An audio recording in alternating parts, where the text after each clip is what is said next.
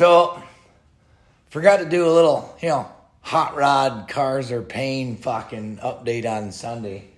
Because I was out here Saturday working on the Bitch, which is now officially the name of the car. I'm just going to call it the Bitch because that's what it is. It's a fucking bitch. So, thanks to Tyler, buddy Tyler from, make sure I get the name right here. Coil Racing Engines, come back. And another buddy of mine told me the same thing. Got to use for the oil leak, if y'all remember the oil leak on the Bitch that I had. The back of cranks, those of you that know, cranks in the engine, turns the pit, connecting rods, pistons, boop, boop, boop, fire, all that. So at any rate, the threads to the bolts to the flywheel go all the way through the crank. Did not know that. Tyler showed me a video. It's pretty neat. So we got that fixed. Let me get you down underneath here. So that oil right there is residual. Now let's get up. Yep. Right there. Flywheel's in. Use the blue shit. Still here on the floor. And just, about 2 to 3 ooga-dooga on that and tighten those up. Done! Okay, cool. Got that. Roger, check. Okay, getting out. Yeah. So, the guy was... Holy shit, up and down is...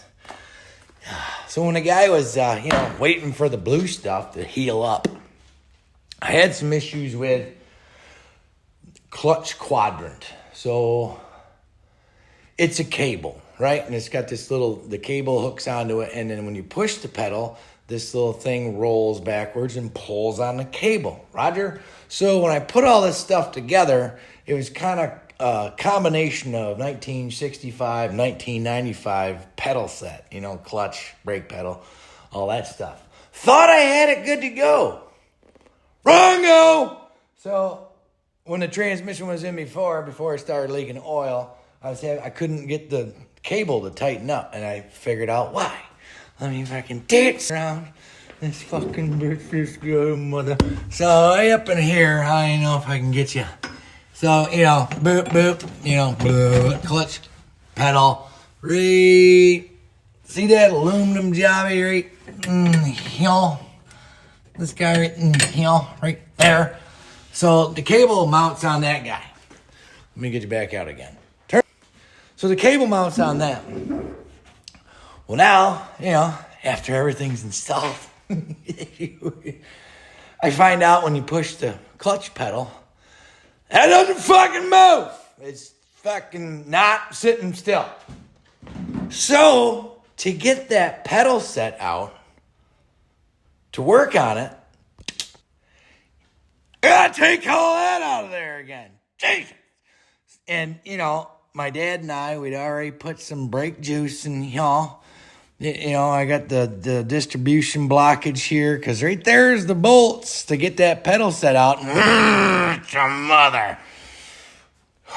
So then, those got to come out of there, and you got to get fancy. I literally cut wrenches down to fit, to tighten these pricks. Pain in the fucking ass. That's why this is the bitch. Cars are pain. So, that's why when I found that out Saturday, I'm up there upside down, can't see nothing, because, hey, let's build the roll cage, and then, let's climb in there. Still waiting, still trying to get a hold of Jags to get that freaking gauge replaced. Pricks! So, I'm not very happy. Again, it's 2 steps forward and 18 steps back. So there's the bitch. Let's talk about Butch, shall we? Because we brought his big ass in here, a couple weeks ago. And let me close that up. Let me get the light underneath here. I mean, it's not like you're really going to need it. Let me show you what's going on here. There's a slight, I don't know if you can see it. Here, let me get the light a little bit closer. It might be difficult to see that, but there's a slight leak. Still, so, again, because you guys been, Tyler gave me a heads up on the car, so maybe, guy puts this out on the interwebs, maybe somebody's got a fucking idea what this thing, of course, let's lower the truck so it's harder to get underneath. So, right there. Output, oh, it just smells wonderful. Smells like the automagical transmission fluid. So, the output shaft seal. Right up in, if you can see that, there we go, right there. That is the third one. I can't even roll my fat ass over. This transmission was rebuilt on. This is a 700R Fur, with the Overham drives. So that guy could, someday gear up the ass end back there and do some big fat smokies. Let me crawl my fat ass out of here. Don't, hey. Oh, hold on. Oh, getting up. Oh, shit. I'm going to have to get another set of jack stand. So, at any rate, that's the third output shaft seal that I put in that. It's been re-sleeved. Put the little cone off. That was last summer. So all I could do is go to the drag strip one time, and then it just kicks that. So my theory is that the slip yoke frick, the part that goes in the transmission, could have a little whiz bang in it, because I got like a really tight, just a little tight vibration in the wheel when a guy's cruising down the road. And I figured, it's an 81. No, not supposed to have that. So, and I spent buku dollars on that drive shaft. Not happy about that one either. So I'm hoping that I pull that out once the transmission spinning. Boop, once this thing, flexo plato and get the T5er back into this bitch.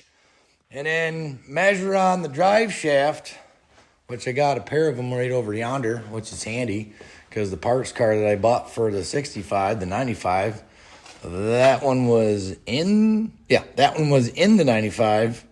That black one was in the trunk. So I took the yoke off, jammed it in the back of that transmission right there. So that way, it wouldn't piss transmission fluid out while a guy had it in the car and I was driving it. So the plan is to get that fucking transmission back into this bitch, little bitch. Kind of like James Dean little car there, the little bastard. He's going to call it the little bitch because it's a bitch. So get the transmission back in the little bitch.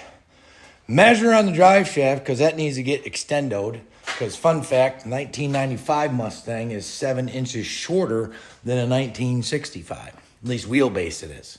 And 2 inches, a 95 is 2 inches wider than a 65. Take Butch's drive shaft out, measure that one, drop them both off, and say, hey, can you look at the slip yoke on that one and see if it's got a whiz bang in it or if it's something's wrong with the drive? I don't know. Why is this thing chewing up output shaft seals? Pissing me off. Because once I get it to quit leaking the transmission fluid, which would be nice, then I can, guy wants to put the posi traction in there. Let's get, dual burnage, not just the one wheel peel, because I'm getting my ass kicked at the drag strip. So we get the, get the posi going. Got to get a new lightning whirler, as my guy calls it. Distributor, right there, maybe. My finger's pointing. Yeah, that, it starts super hard, cold, hot, all the above. Well, actually, the guy that helped me get the parts for that and helped my dad build his engine for his hot rod that I got for him. He just built a wicked 351 Windsor. But says that the springs and those things are just, I don't know. I'm a carpenter. So Butch needs a new distributor. Hopefully just to slip the yoke replaced or whatever. Slap that drive shaft back in. Then it's about $5 for a 12-bolt posi rear end, or maybe get the spool. One of you guys put down the frick-frack box which one you'd think would be better. Then because Chevrolet, everyone. Chevrolet. So this Butch is an 81. Talked to a Chevy buddy of mine saying that because you got to get the right spline count for the axles when you do, your posi traction. And I guess they changed it in 80. in 81. Can't remember what year. It's about the same time that prick was built, so we don't know the spline count. Allegedly, I haven't looked yet because, the bitch is on the only 4 jack stands I got. I don't have any more jack stands. So I got to jack that fucker up, and I guess there's numbers on the axile where a guy can figure out what year spline, how many spline count that is, so I can get the right posi traction. That way we can get, dual burnage. And then it's going to be a real good handful on the road, which I can't wait. And then hopefully with the distributor getting fixed on, we can wake him up a little bit because, guy's got some time and money into that motor. I'm not really, I am a Ford guy. But, that motor should really run. She's got cams and all, lifter things and flat top pistons and race car heads and ding dang whistle bark and all that shit. It's for you motor folks that know what I'm talking about. So that's why, I didn't do any kind of update. I was out here, like I said, Saturday morning-ish and just was like, fuck you! I'm out of here. I was just so pissed. I was like, are you kidding me? I got to take all that shit apart and monkey around again. Not happy. So, yeah, there's hot rod / cars are pain. But spring's coming. So the big yank is I got to get Butch, ready to go because I think the first race is June. So I got one more month, but hopefully, knock on the wood, that the weather finally breaks and the guy can start, driving it because it's actually, pretty reliable truck other than this pissing transmission fluid everywhere. I took it for a ride back in, I posted the video on InstaFace there if you guys got that and are following me. When I come off the road, head towards Farmer's house, and I get home and it's just smoking like crazy because wouldn't you know where it slings all the transmission fluid out of that output shaft steel's right there where the freaking mufflers are. I thought I was on fire when I went down to the gas station for Pete's sake, but I appreciate y'all watching. If y'all got any answers to a guy's problems, put that down in the frick-frack box. Those of you who have no clue and just like watching, I appreciate you then too. Don't forget, remember down this Friday, 7 Eastern, it's going to be the first of Farmer in the Lion's Den live stream on his channel, Grumpy Farmer on the YouTubes, if you're not subscribed. And better yet, those of you that don't know, some of you have ordered. The hats are in, which I'll have mine this Friday. The hats are in for Mad Moose. They're, sending stuff out for the merch, for the Lions Den merch. If you guys are interested in that stuff, remember down, if you guys got stickers for your YouTube channel, your farm, your shop, I'll take another one of them coil stickers there, Tyler. Send that to the freaking P.O. Box 297, Cato, New York, 13033. I appreciate you on that, too. And then, maybe I'll take that drive shaft out tonight. I got 1828. Nah. I'll do it later. I don't feel like it. I feel like going inside and sitting in my comfy chair. I appreciate y'all watching. Don't forget this Friday, 7 Eastern. We're going live on Farmers. Later.